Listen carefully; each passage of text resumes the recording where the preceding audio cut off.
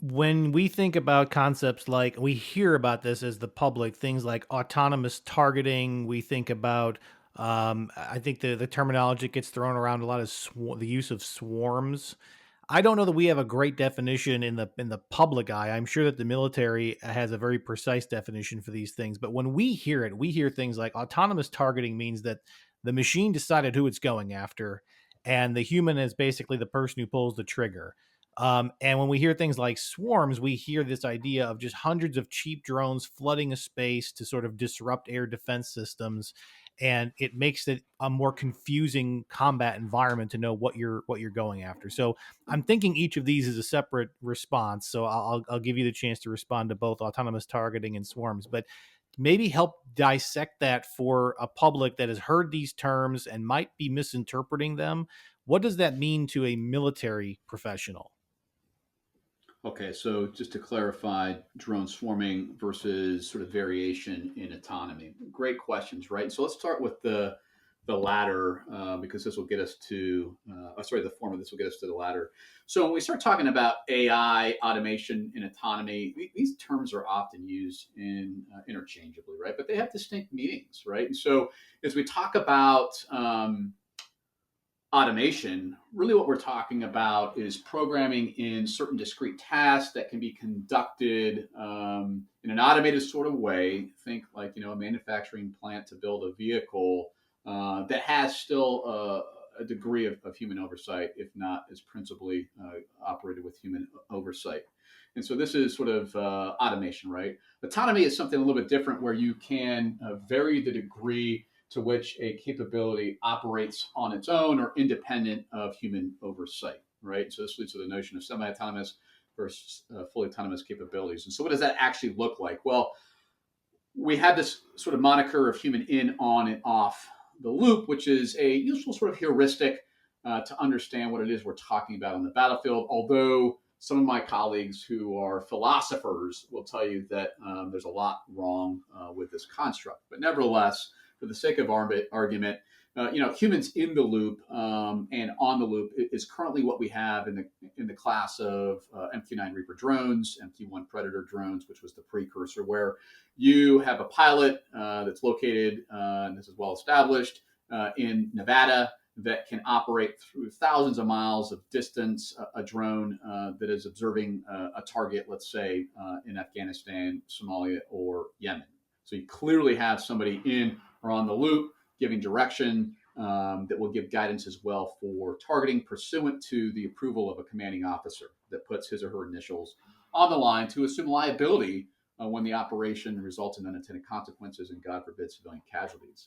When we start talking about human off the loop, really what we're talking about here is a fully autonomous capability, which is to say it draws upon AI that allows it to operate independent of human oversight to identify, to locate, track, and then target on its own accord a capability. And this becomes pretty problematic for reasons that we've talked about already before. So to what degree can you actually encode into AI-enabled software where the ability to reason ethically, which is about moral judgment and morality and consciousness, is a demonstrably human quality that, notwithstanding some sort of considerations about AI sentience, we actually don't think the large language models that are going into these capabilities to make them work retain, right? And so this is how we can understand sort of automation and autonomy and AI in this context. Now, we'll tell you that AI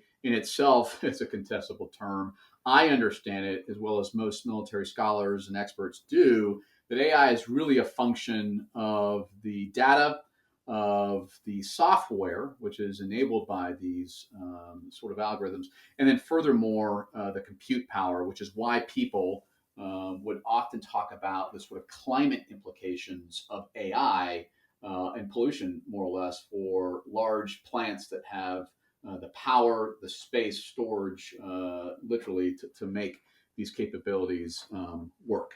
As we shift over to drone swarming, this is much more sort of science fiction than reality at this point, similar to what we're seeing with lethal autonomous weapon systems as well. Drone swarming is very challenging to actually achieve Even if you take a look at Chinese sort of entertainment and what they're doing in Shanghai or wherever, to have thousands of drones operate in concert with one another, to create sort of a spectacle, right? So suffice it to say, there's a lot of dependency for drone swarms to draw upon sort of this AI capabilities we've talked about. We often oversell the ability to drone swarm, but drone swarming is nothing more than sort of a hive mind, a sort of crowdsourcing of intelligence sensing across these capabilities that you would have them operate in an organic whole, to conduct any number of operations, which could be benign, security, for instance, or could be much more nefarious, like targeted operations of a military installation. And that's the real concern when we start talking about force protection and homeland defense of these capabilities, is how do we think that a drone could be used to attack a military base or critical infrastructure. What I find for the most part in my research is that Americans will support the use of even lethal sort of counter drone capabilities to protect homeland bases and installations. In other words, these bases that are in the continental United States, but they have real questions about sort of the nature of the operation, right? So what are they targeting? A military base?